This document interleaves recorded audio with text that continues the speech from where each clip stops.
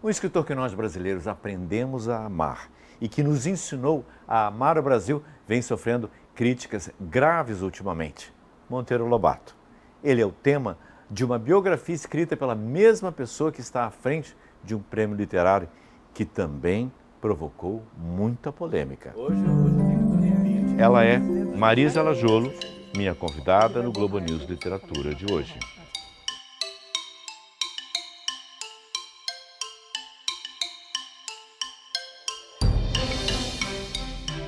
Monteiro Lobato era racista? Eu acho que sim. Eu acho que, como todo brasileiro, ele tinha interiorizado todos os preconceitos que a nossa sociedade até hoje tem. Mas eu acho que tem uma coisa legal. Ele sabia disso, ele lutava bravamente para, digamos assim, tentar atenuar os efeitos que isso pudesse ter na sua ficção. Eu acho que o caso que deu origem a toda essa celeuma contemporânea do Lobato racista é um excelente exemplo, porque é o Caçadas de Pedrinho, que é um livro que termina com a tia Anastácia tomando o lugar da dona Benta, num carrinho lá do sítio, e dizendo, paciência assim, a nego também é gente. Quer dizer, é ela falando o que precisa ser dito, não é? Então, eu acho que ele é ótimo. Como editor, o Lobato fazia coisas fantásticas. Ele conseguia vender livros para gente que não comprava livros. Ele vendia... Como? Por exemplo, há uma carta dele que ele escreve para... Ele conta que ele só não manda para açougue porque tem sangue e suja o livro, mas ele escreve para venda, para farmácia, para banca de jornal, dizendo, olha, eu produzo uma coisa chamada livro, o senhor produz uma coisa chamada corda, elas não se opõem, eu posso lhe mandar 5 livros, o senhor veja se o senhor vende, o que o senhor não vendeu, o senhor manda de volta, eu pago, e com isso ele distribuía livros pelo Brasil. O que eu acho que é uma coisa que hoje... Quantos ele editava? Como? Milhares de livros ele editava na época? Agora você está entrando num assunto interessantíssimo. Se você via a tiragem dos livros hoje e a tiragem dos livros na época do Lobato, e mesmo indo um pouco atrás, na época do Machado de Assis, demorou muito. Machado de Assis editava 1.500 e 2.000 livros, na primeira edição da Garnier, de qualquer um dos livros dele. Era mais ou menos a tiragem dos livros do Lobato nos anos 20, na editora dele.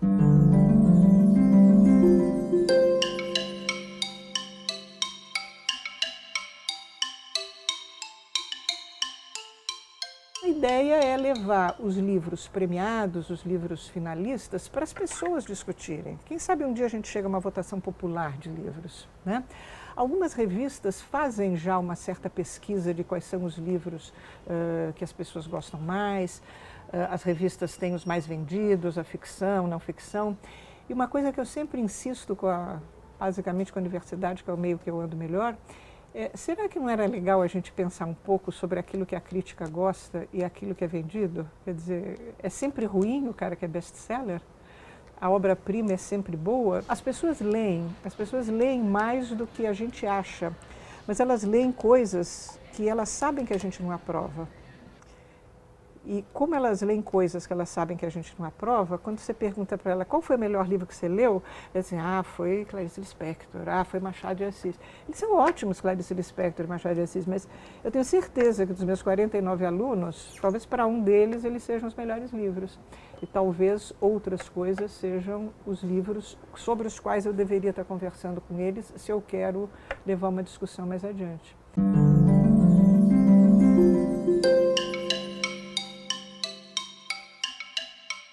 Eu sempre gosto de lembrar de um texto do Machado de Assis, de 1859, que se chama O Jornal e o Livro, onde o velho Machado é desafiado a escrever um artigo se o jornal vai acabar com o livro. E ele disse, sim, quem sabe. Veja, ele tinha 20 anos nessas alturas. E se eu brinco com isso de vez em quando em aulas, né? Eu só substituo jornal e livro por livro impresso e livro digital, é exatamente a mesma discussão. E daí você vê que o livro continua. E o Machado ficou o Machado porque ele passava do jornal para o livro. E hoje, talvez você fique se você passar do livro impresso para o livro digital, mantendo o livro impresso também como uma outra alternativa.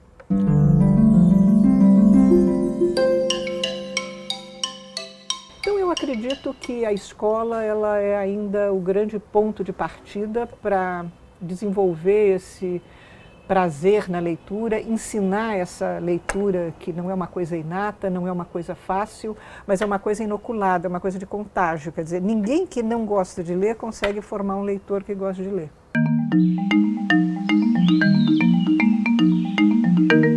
Como você vê os caminhos da literatura brasileira hoje? Pois é, eu acho que eu tenho muita fé na literatura digital hoje. Eu acho que esses blogueiros, esse povo, eles estão fazendo coisas extremamente importantes. E eu acho que às vezes falta um pouco de assunto no romance, falta um pouco de história, falta um pouco de trama. Mas há grandes escritores. Eu acho que, por exemplo, acho que é melhor não dar exemplos, porque... Talvez, para não ser injusta. Para não ser injusta.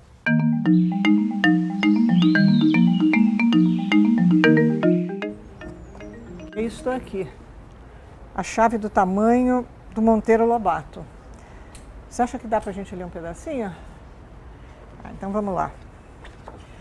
É logo depois que... Para quem não se lembra, a Emília, ela quer fechar a chave da guerra para acabar com a guerra, se engana e mexe na chave do tamanho. Então a humanidade toda fica reduzida, o que faz com que a humanidade corra riscos horrorosos. Qualquer gatinho que era queridinho da família pode nhoque, nhoque, nhoque e comer os seus donos. O pedacinho que eu vou ler, vamos ver se eu acho. A enorme caratonha de um gato gigantesco surgiu à porta da varanda. Miou várias vezes como quem está aflito em procura dos donos. Depois, dando com os 3 insetos no degrau da escada, e os 3 insetos são os donos dele, aproximou-se no perigoso andar de gato que enxerga barata. Que horrível cena! Apesar de durinha de coração, Emília arrepiou-se ao ver o meigo Manchinha, tão saudoso dos seus donos, comer sossegadamente os 3 insetos descascados que descobriu ali. E aqui o leitor já fica sabendo quem eram esses insetos descascados. Esse foi um livro que me marcou muito quando eu era menina. Eu achava ótima a ideia dos adultos todos serem pequenininhos, porque, claro, na época eu era pequenininha. E até hoje, de vez em quando, eu volto a esse livro para pensar como as coisas podem ser diferentes do que a gente acha. O Globo News Literatura fica por aqui. Se você quiser rever este e outros programas, acesse Globo News Play. E não se esqueça, contamos sempre com a sua colaboração. Se existem textos ou autores que você gostaria de ver no nosso programa, mande uma mensagem para nós. Tchau!